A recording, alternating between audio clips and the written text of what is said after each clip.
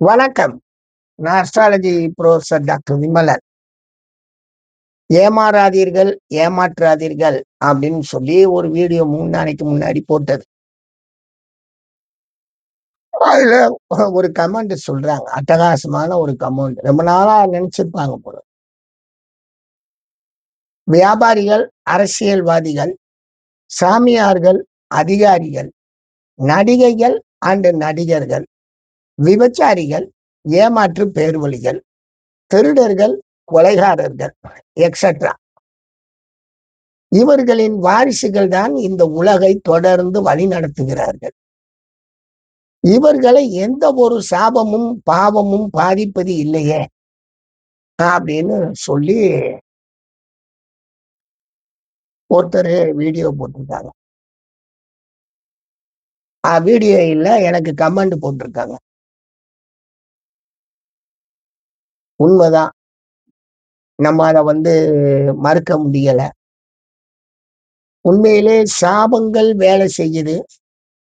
சாபங்களினால் மனிதர்கள் பாதிப்பார்கள். அந்த பாதிப்பும் பெரும் பாதிப்பாக இருக்கும்னா இந்த உலகத்துல மானிட உலகமே இருக்காது சார். எல்லாரும் நம்ம ஏற்கனவே செத்து போயிருப்போம். முதல்ல நீங்க அந்த சாபத்தின் தன்மையை புரிஞ்சுக்கங்க. அதனாலதான் நான் சொல்லுவேன்,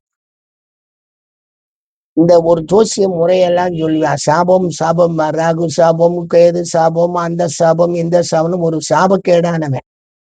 அதுவும் பூர்வ புண்ணிய பிறப்ப வச்சு சொல்லுவாங்க. உண்மையிலே அதெல்லாம் பயந்தவனுக்கு தான் சாபம் வேலை செய்யும். பயப்படாதவனுக்கெல்லாம் சாபங்கள் வேலை செய்யாது. போடா போடா வாழ தெரியாதவன், பொழைக்க தெரியாதவன், ஒண்ணும் தெரியாதவன், கெடுதல் செய்யறதுக்கு பயப்படுறேடா, நீ எல்லாம் எப்படா இந்த உலகத்துல வாழ போற அப்படின்னு சொல்லிட்டு நம்ம கண்ணு முன்னாடியே அந்த கெடுதலை செய்வாங்க மனிதர்கள்.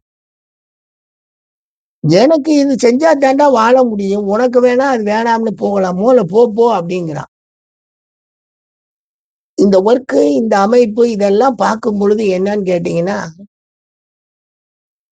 அவர் சொல்றாரு இல்லைங்களா, அரசியல்வாதி மகன்கள் அரசியல்வாதி பிரிட்டிஷ்ல இருந்தே வாங்க, அவங்க வம்சாவளியில வரக்கூடியவங்களை தானே அவங்க ராணி ராஜா எல்லாமே கொண்டு போறாங்க.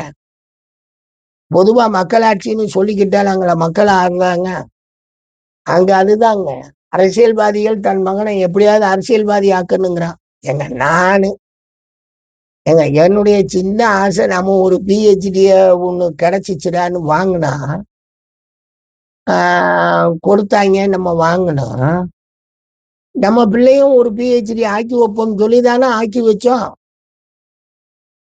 இதனால நம்ம ஒரு வாத்தியாரா இருந்தா அது வாத்தியார் ஆக்குறதுல ஒரு தப்பும் இல்லையே.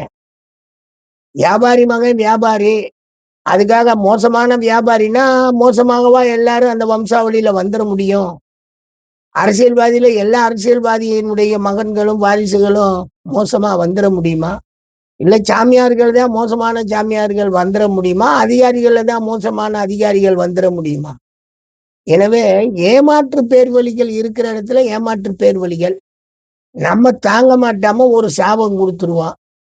அவர் சாபமும் பாவமும் பாதிப்பது இல்லைன்னு சொல்லி இது சயின்டிஸ்ட் போராளிகளுக்கு தெரியும். இவ்வளவு தூரம் குண்ட போடுறாங்க. குண்ட போட சொல்றாரு ஒருத்தர், இன்னொருத்தரும் குண்ட போட சொல்றாரு. அவர் பைபிள் மேல கைய வச்சுக்கிட்டாரு, இவர் குரான் மேல கைய வச்சுக்கிட்டாரு. இன்னொருத்தர் தோரா மேல கைய வச்சுக்கிட்டாரு. யாரு? இஸ்ரேல்காரு தோரா மேல கைய வைக்கிறாரு, அமெரிக்காக்காரர் பைபிள் மேல கைய வைக்கிறாரு, இவரு ஈரான்காரரு குரான் மேல கைய வைக்கிறார்.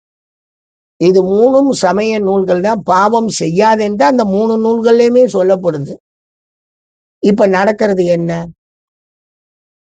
எவ்வளவு பெரிய அந்த ஆட்சி போட்டி, அந்த பொருளாதார போட்டி, அந்த நிர்வாக போட்டிக்குள்ள போய் 3 நாடு சிக்குது. அடிச்சு துவம்சம் பண்றாங்க. நமக்கு கேஸ் கிடைக்க மாட்டேங்குது. எங்கேயோ போர் நடக்குது, நமக்கு இங்க பிரச்சனை. ஏன்னா நம்மளை எல்லாம் கெடுத்துட்டாங்க. அன்னைக்கு எனக்கு விவரம் தெரிகிற வயசுல கேஸே வராது, எங்கேயும் கிடைக்காது. ஒரு ஊர்ல ஒரு 1000 வீடு 2000 வீட்டுக்கு கேஸ் இருக்கிறதே பெரிய விஷயம். இன்னைக்கு பட்டி தொட்டி இல்ல, பூரா கிராமங்கள்லயும் கேஸ் இருக்கு. அவங்க பாட்டுக்கு இயற்கையா அடுப்ப போட்டு வச்சுக்கிட்டு, ஊதாங்குழைய போட்டுக்கிட்டு, விறக போட்டு எரிச்ச உலகம் மாறி போய், இன்னைக்கு கேஸுக்குள்ள வந்துட்டோம். இப்ப நம்ம யார சாபம் குடுக்குறோம்னு நெனைக்கிறீங்க? இந்த 3 நாட்டுக்காரங்கள தான் நம்ம சாபம் குடுக்குறோம். உலகம் முழுவதும் இருக்கிறவங்கள, இங்க சும்மா இருக்கிறவங்க இப்படி பண்றாங்களே, இந்த பாவத்துக்கெல்லாம் இவங்களுக்கு என்ன தண்டனை? இந்த நம்மட்ட வாங்குற சாபத்துக்கெல்லாம் என்ன தண்டனை? ஒண்ணுமே கிடையாது. அவன் நான் செய்யறது சரின்னு சொல்லிட்டு அவங்க சண்டை போட்டுக்கிட்டு இருக்காய்ங்க.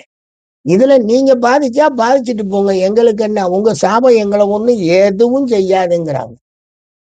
இன்னைக்கு இருக்கக்கூடிய கொடுமையிலேயே பெரிய சாபக்கேடு வாங்கினவர் யாருன்னு கேட்டீங்கன்னா, அமெரிக்க அதிபர், ஈரான் அதிபர், அந்த அவரு இஸ்ரேல் அதிபர். இவங்க தான் சாபங்கள் வாங்கிக்கிட்டே இருப்பாங்க.